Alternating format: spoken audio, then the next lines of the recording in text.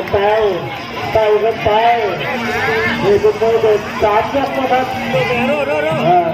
ส่งเสริมให้เด็กได้มีการแสดงออกนะครับอยากเข้าหาทางด้านฝ่ายแดงไม่พอแดงพูดเสมออยู่มึงเลยแดงก็ต้องไปเขาเป็นโต้ดันเข้าเลยดันเข้าเข้าผมจะมาเตะคุณฝ่ายแดงยกจริงๆคุณจะได้เอาแบบไม่น่าจับเจอกันเอาดูครับทุกคนกรรมการต้องสัญญาเป็นไงดีมาเบอร์เข้าจะพูดวันนี้จะไทยเข้าหัวกันเลยในตัวมาเอาดิจะหนีไปไหนโดยที่ต้องแพ้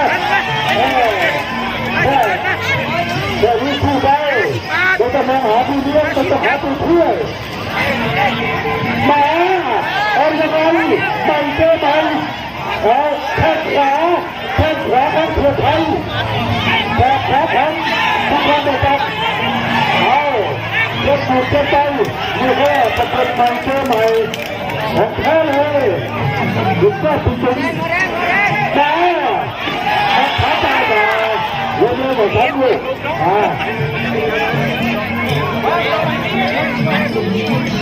แล้วมาเองเขาจะเข้าหาบุกไปเอายังไงอยู่ยกแรก